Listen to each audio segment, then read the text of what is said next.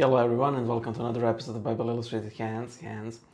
Um, I apologize for my relatively long absence, but I moved, then there was the vacation, then there was a lot of people wanted to check the place out, so that is finally nearing the end. It's not yet over, but we're getting there.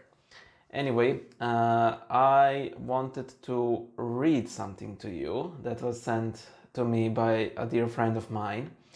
I do not want to give out her personal details, but some of the specifics are that she has converted from very traditional branch of Roman Catholicism to Eastern Orthodoxy, and has, among other things, moved to a traditional Orthodox country. I won't name which one. So she decided to assemble a list of things that that she's experienced now that her impressions have settled. So I thought I would read these and maybe share some of my thoughts with you, because I think this is really interesting, and if any of you are considering conversion, this might be some of your experience as well. But everybody's different.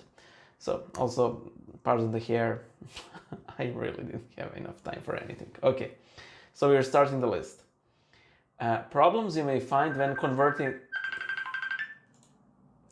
Okay, well, this is what happens when you don't turn off the phone, but I'll start again. I mean reading. I think that initially this case started out really well, and I really don't want to record everything again. Okay, so problems you may find when converting from Catholicism to Orthodoxy. All those people you don't tell because you simply can't.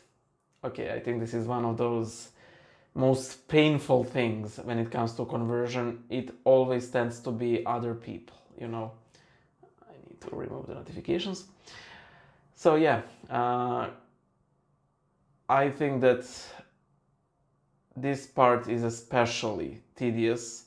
This might be family, friends, church community, your spiritual director, whoever have you. Wanting everyone to convert to Orthodoxy because it would solve everything. Well, it would solve the issue of not having to tell anyone. That it would do. However, would Orthodoxy solve all the world's problems? It would solve some, but it would lead to a host of others, though I have a nagging feeling that those host of others are preferable to what we have now. So, but those aren't the problems that you would expect. Like, crime wouldn't disappear. Wanting the Orthodox to be more Orthodox. This is very relatable. You don't have to convert. You don't have to convert to Orthodoxy, so you would want them to be more Orthodox. I think this is the gripe everyone has, who's like people who are more devoted. They always want, devoted people always want less devoted people to be more devoted, and people who are more devoted than them to be less devout. So yeah. Wanting to stay clean and iron the vestments the priests are wearing. Yeah. Your encyclopedic knowledge of.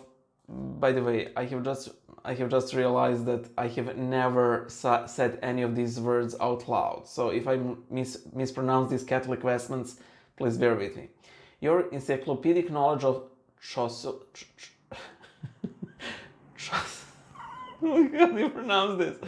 Chasubles.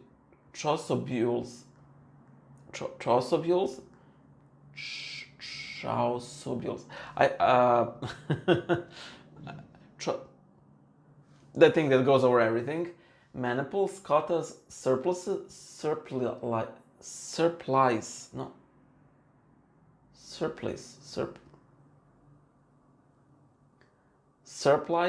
and altar cloths is of absolutely no use. considering how difficult some of these are to pronounce, maybe that's for the better. I mean, if that's the only thing you got out of conversion, it's worth it. Okay, this one's your tendency to be a liturgical Nazi and expect strict adherence to the rubrics will slow down your development.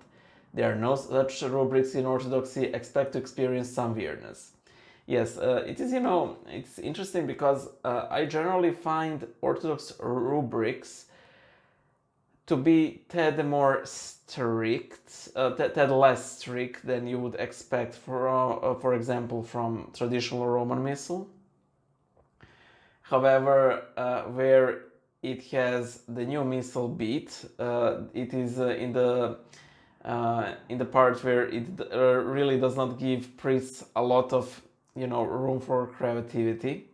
So there's never like, or uses similar wording. That is the death of the liturgy. So yeah. Okay, moving on. By the way, I don't think that any knowledge is useless. I mean, okay, my knowledge of Power Rangers is probably not that useful, but knowing vestments, why not? I think it's part of the beauty of the Western tradition, and besides, there is Western Rite Orthodoxy, so it's useful, even in Orthodoxy. The dilemma of what to do with all your statues when the priest comes around to bless the house. Okay, personally, I wouldn't care less what the priest would think of all the statues. I mean, you can have so many more problematic things. I mean, okay, by the way, I'm not really speaking to her because we're friends and all. I'm just commenting, out loud. So, I don't know, if I see a pretty statue that's relatively affordable and that wouldn't push me into the overweight category at the airport, I would get it, why not? What to do with your statues, especially if you were entrusted with them by elderly relatives. I would keep them. I mean, why not? I'm not really all that anti-statuary, especially because they seem to have become more prevalent in Orthodoxy through Russian influence, in the sense of monuments. So not to be used in worship, as it were, but for example, in front of the Cathedral of St. Savas, we have a huge 3D monument to St. Savas, and I think that this kind of statuary is becoming really common in Russia and related countries. So, forgetting that the intellect must only be engaged once you have plunged it into your heart. Out of habit, it is easy to go off on some brilliant intellectual debate, now destroying the arguments of non-Orthodox with ease only to lack charity. I mean, I suppose. That is precisely why I dislike the debates, because I know what I would turn into, so better not gauge that part of my personality. Getting smug about finding the fasting easy and mocking the less rigorous fasting of Catholics. If fasting's easy, it's done improperly. I do think that fasting needs to be difficult, You need to miss something, because if you find it easy, what's really the point of it, I was asked some time ago, what should vegans do for Orthodox fasting? I mean, I didn't have any suggestion, because I think this is one of those, really one of those ask your priest type of questions. But yeah, I mean, sort of speaking, they're practically fasting all the time. So, what do you do then? Just speaking my mind. Okay. Living in a bizarre world where you miss adoration and benediction, but at the same time no longer know why or even understand them. This is for me the most interesting item on the list, because even though I can list like tons of very valid arguments against adoration and benediction of the Blessed Sacrament, I do have to admit that there is something profoundly beautiful about it. Just speaking my mind here, I know that some people will say, he's accepting it. No, I'm not accepting it. I'm not for it to be included in the Eastern Orthodox services. I do not know where Western Orthodox stand. I know there is some difference in the practice, but I do think it is beautiful. So even though it's suboptimal use of the Holy Communion. Missing Latin. Latin is a beautiful language, so yeah. Finding yourself being a bit furtive, yeah, about still counting Catholic saints as friends. I mean, why not? I mean, you did pray to them for all this time, so. Reading history books and being totally aghast at the skullduggery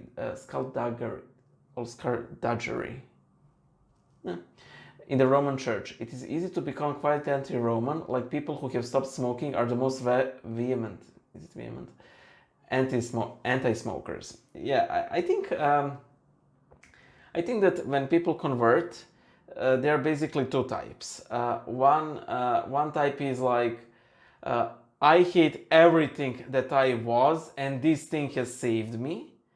While the other type, which I personally prefer, again, it really depends what did you convert from, is like that previous thing that I have left was an important step, was an important 1, 2, 3. Was an important part in my spiritual development. I'm thankful for being a part of it, but I'm called to something more, something better, and yeah. So I think I think that people can sort of be both. They, for example, can still appreciate some parts of the Catholic spirituality. Devoted liturgies and so on, but still they can get pretty open about their opinions on the current popes, on the liturgical abuses, and so on and so forth. So, wanting to go on a rant when your brother Orthodox starts saying things about the Catholic Church which are plainly untrue. Well, yeah, I'm really trying hard myself not to speak things that I do not know nor can verify, even though some of you can probably list like 20,000 times that that I did break that rule. But I mean, it is sort of recent development because I mean, how do we know things that we know? Getting deep here, and this is not something that is really pressing on my mind. Having your entire world shattered by seeing infant communion and then realizing how profound it is. This is one of my pet peeves, but I will never understand why Catholics do not admit infants to communion while at the same time baptizing them. And the typical argument is, well, they don't need it, it's because they're sinless once baptized. But I always found that a very reductionist view of the Eucharist, where it is only served to, forgive you sins. Communion does that, but it is so much more. I mean, it is the food of eternal life, it unites us with Christ, and so on and so forth. So why would you bar the one who literally said, suffer not the little ones to come to me? I mean, I could never understand it. I mean, I never understood that gap where children have to understand what communion is, so they could so it could be administered to them. But at the same time, it's absolutely no issue that they have no idea what's happening when they're baptized. Like, I mean, does a child know what mother's milk is? I mean, it knows that it's hungry and that it wants it, but does it know that it's mother's milk? Does it know that it's a milk? Does it know that there's a burger that it can't have at that moment? Like, okay, rant over. And finally, the last item on the list, joining the infants in the queue for communion and knowing your own lowliness. This is so true. And I'm going to leave you with that. Bye!